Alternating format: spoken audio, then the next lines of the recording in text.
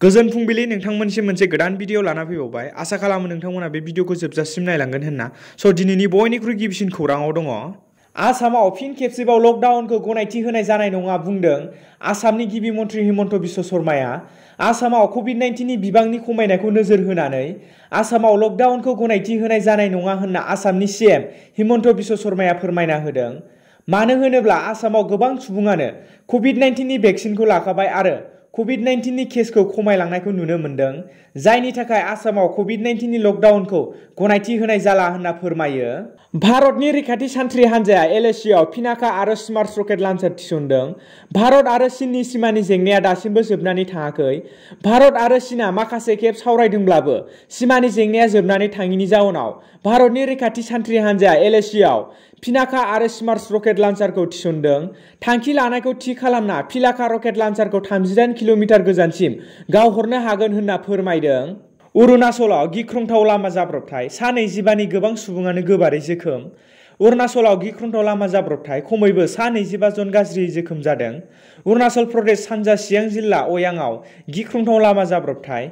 मैयानि फुंनि 6:30 बाजियाव जनाय महकुमानि जनकारें राजाखाना ओनसोलनिफ्राय डनिफल साहा बागानसिम हिन्जाव मानसि लानानै थांबाय थानाय AS 097093 नम्बरनि बास गारि गंसेया अयांगआव गिख्रंथाव लामा जाब्रबथाय जायो।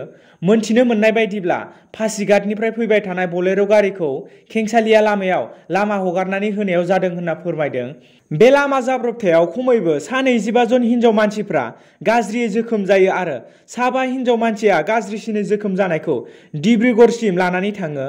माखासेखौ अरुणाचल नार्सिं ह'मसिम लानानै थाङो होनना मोनथिनो मोन्दों।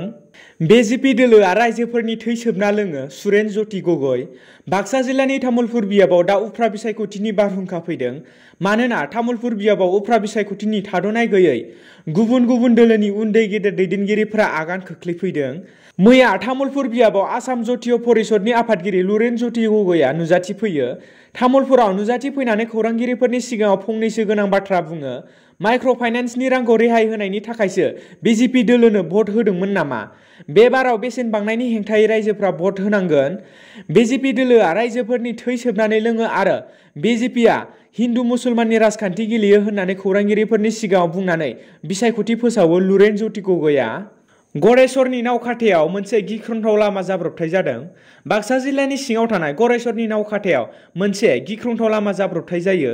बे गिख्रंथाव लामा जाब्रबथाय जानायाव सासे सुबुङा जायगायावनो जिउ गोमायो। जिउ गोमानाय सुबुंखौ नावखाथा बेटागावनि बिरेन्द्र दासनि फिसाज्ला बिटु दास होननानै मोनथिनो मोन्दों। मोनथिनो मोननाय बायदिब्ला बे जिउ गोमानाय सुबुंनि बैसोआ 39 बोसोर बैसो होनना मोनथिदों। मैया हरनि 10 रिंगासोआवनो बे गिख्रंथाव जाथायखौ जादों होननानै मोनथिनो मोन्दों। बे गिख्रंथाव लामा जाब्रबथाया माबोरै जानाय बिनि खौरां मोननाय जाथ'वाखै। बाक्सा जिल्लानि बागानपारायाव मोनसे मुगैथाव आरो लाजिनांथाव जाथाय जादों। माइबारि गेजेरावनो सासे 22 बोसोर बैसोनि सिख्लाखौ माखासे दुथां सुबुंनि हान्जाफोरा लाजिनांथावै जिनाहारि खालामना बे सिख्लाखौ बुथारना गालांदों। बे जाथाया रबिबारनि मोनायाव जादों होनना मोनथिनो मोन्दों। सिख्लानि गोथै देहाखौ मैया समबारनि फुङाव बोखांनो हायो। मोनथिनो मोननाय बायदिब्ला मैया फुंनि समाव बिमा रेनुका एक्काया फिसाजोखौ न'आव नुयैयाव फिसाजोखौ न' खाथि खालायाव नागिरनायाव फिसाजोनि गोथै देहाखौ माइबारियाव नुनो मोनो। दिनैनि गोथार फुंबिलिनि खौरां फोसावनाया एसेनोसै। गोजोन्थों।